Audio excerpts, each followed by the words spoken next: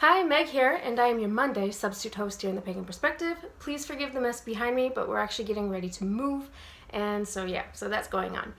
This week's topic in general is about pagan parenting. I will leave the actual list of questions with the comments below, in the description box below, And without further ado, I'm just going to jump right into it. So I'm going to start with the questions revolving around how I was raised. And the first question, of course, being, was I raised pagan? And the answer is no. But in that, I also wasn't not raised pagan.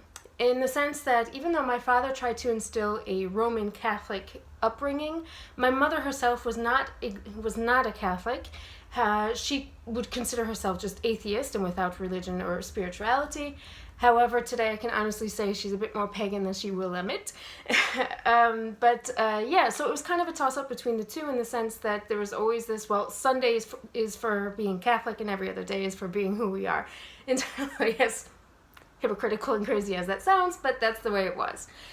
Meaning that on Sunday I would have to go to church. On Wednesdays and Saturdays we had our Catholic schooling. At the church, our religious instructions, as it was called. But outside of that, we were free to be ourselves and to make our own observations and come to our own conclusions and our own decisions regarding who we are as people on this planet.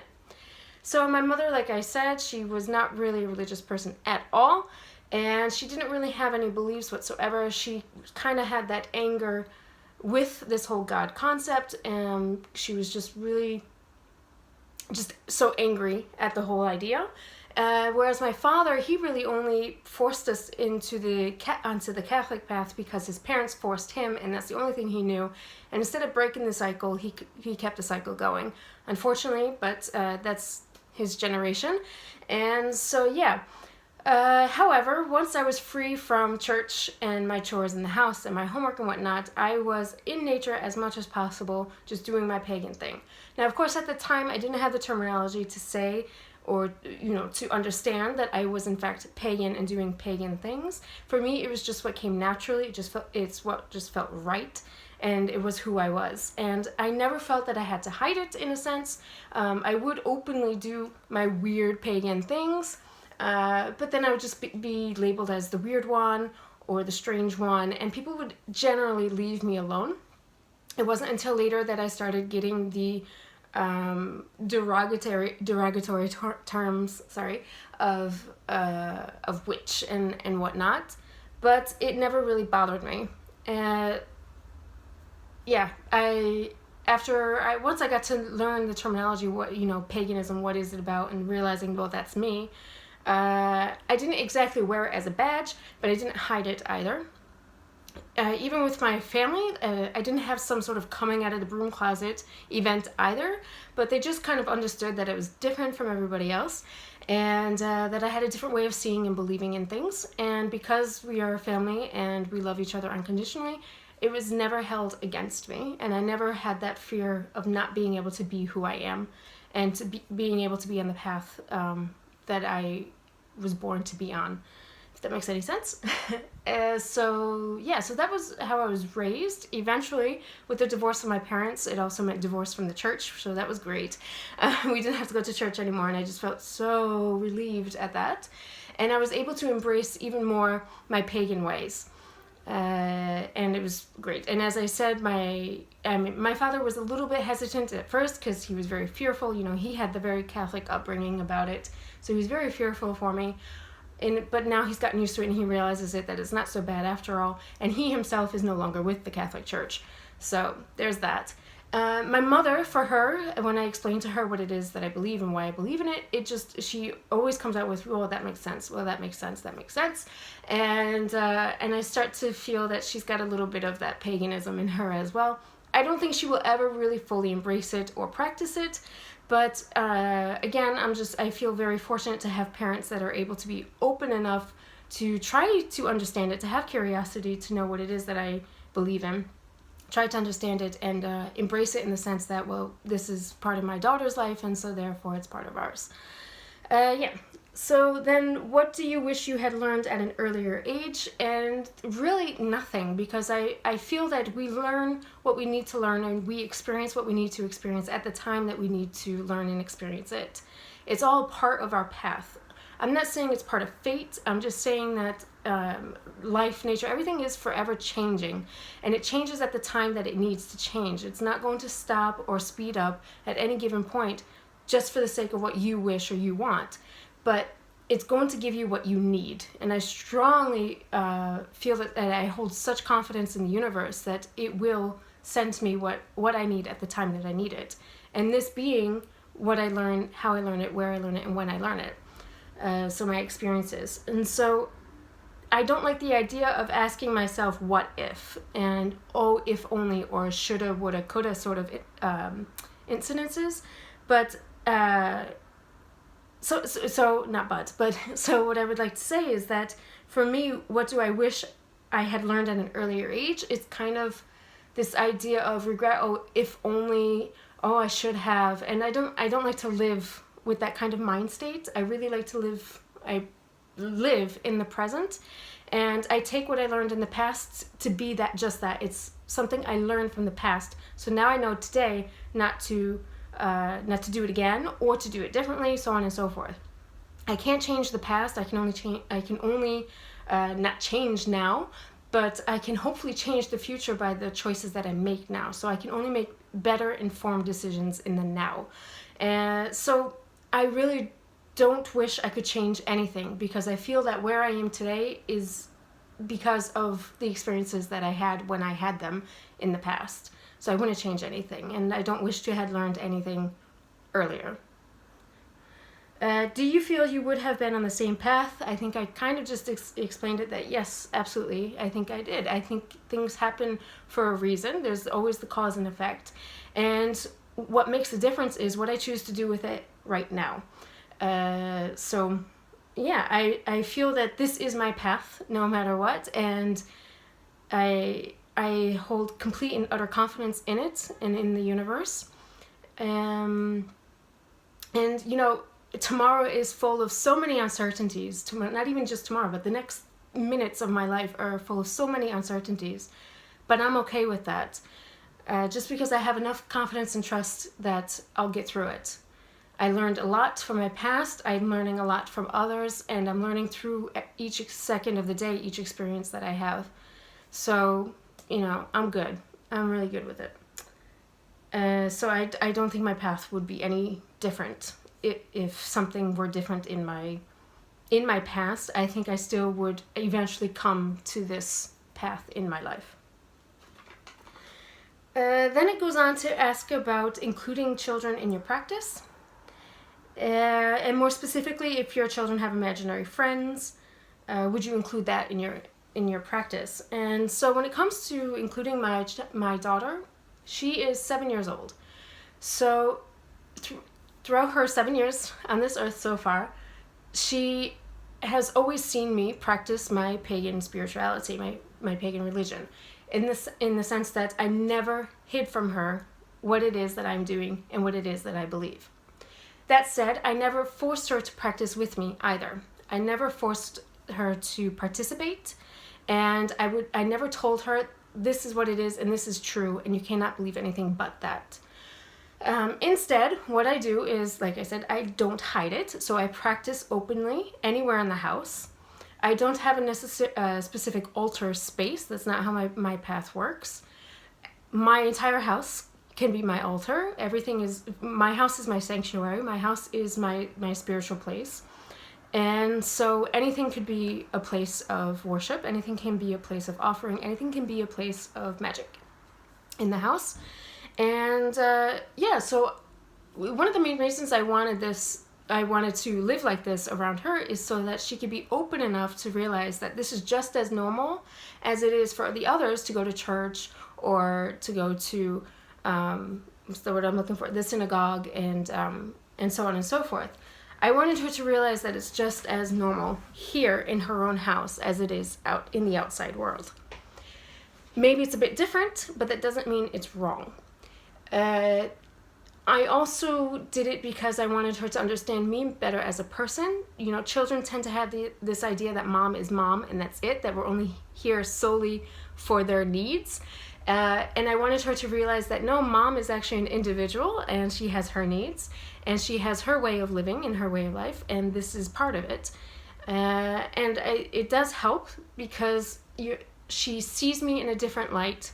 I'm not in front of her asking her, what do you need, honey? What can I do for honey? I'm not being just mom. Now I'm being my own person. And it's really different for a child. They can really see the difference between the two or whatnot. I think that's about it regarding that. So I don't force her to practice with me, and I also don't tell her that what I believe is the ultimate truth either. So when she does come to me with questions regarding what others are doing and what I am doing and why it is that we do what we do or don't do, I answer it as truthfully and as openly as possible. The reason why I say as truthfully as possible is because sometimes my opinions can be sort of biased regarding the experiences that I had or the information that I had received.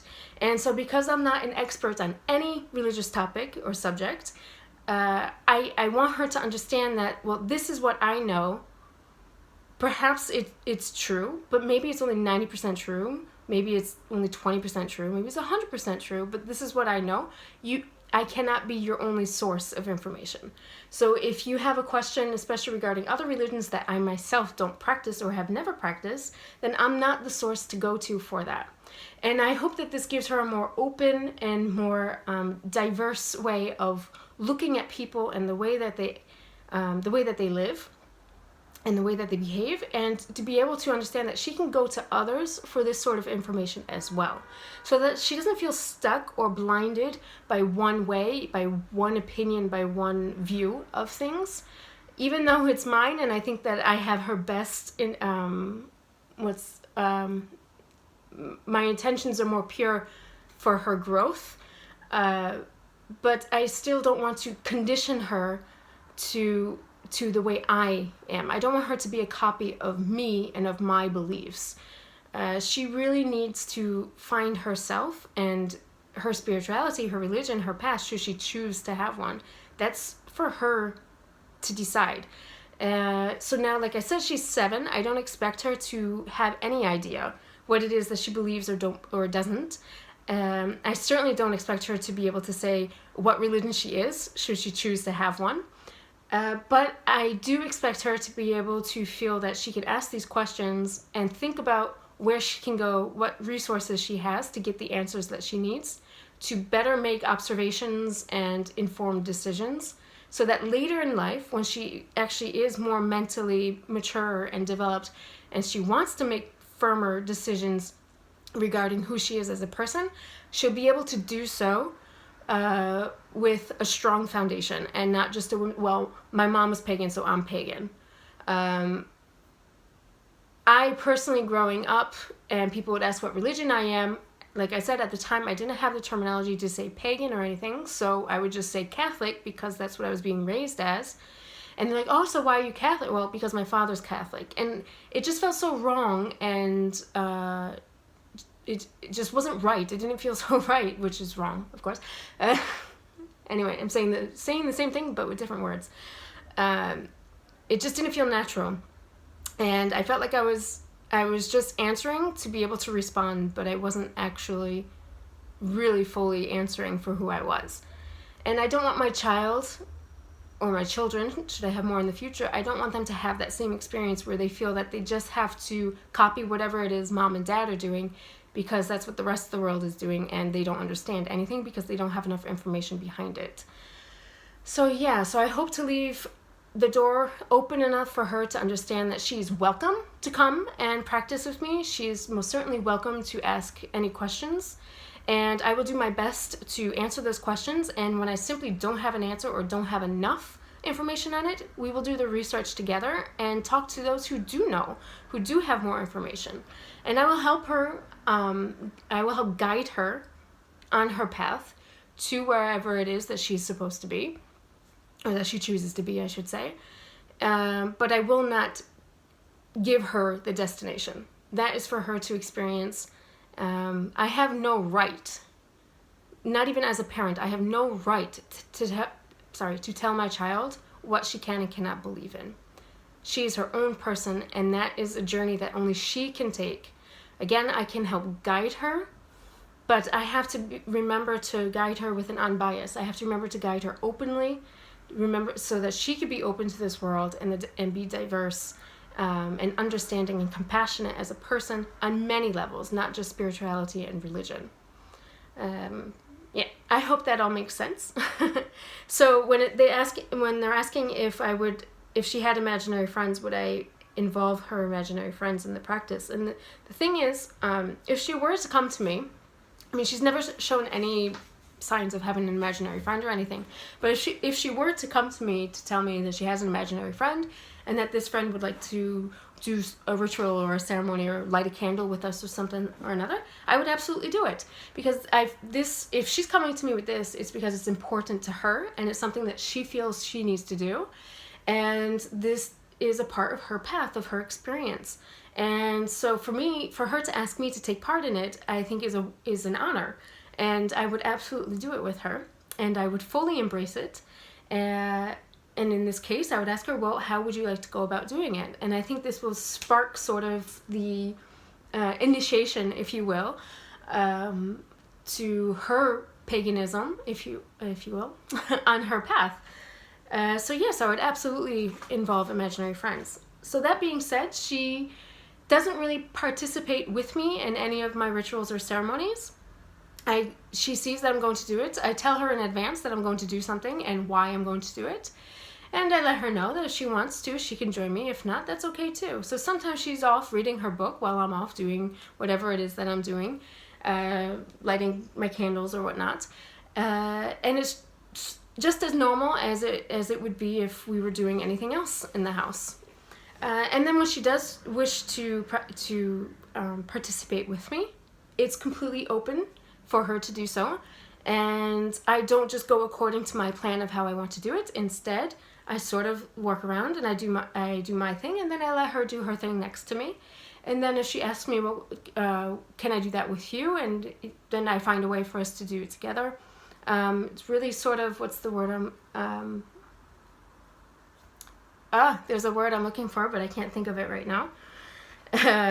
Sort of improvising on the go, and I leave it to where actually the magic, if you will, that I do on my path, it's very free flowing in the sense that it can be easily improvised should someone want to kick in and participate with me, such as my daughter. So again, I'm not leading her on a specific pagan path. However, she's getting a lot more interested in it. And so now as her interest grows in it, she wants to participate more, and I actually find ways for us to do things together. Now, I don't tell her on this day we're going to do this. Instead, I tell her, well, this is something that I would like to do, and why? If you want to join, you can. But I have it in my mind that she's going to want to do it with me. So I prepare it in a sense that she's going to do it with me. And one of the things, for example, that we do is that when we do move, we say hello to the house. We introduce ourselves to the house.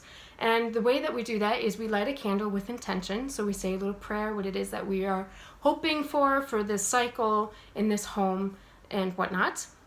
And once the candle is lit, we go through each room and we say, hello room, and then we say what it is that we would like from that room and what it is that we would hope to give to that room. So of course we hope to give good energy and love and laughter, and what it is that we expect, for example, from the bedroom is relaxation and peace.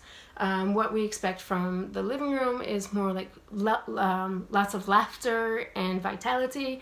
From the kitchen, we hope for good, healthful food, so on and so forth. And we do that in each room.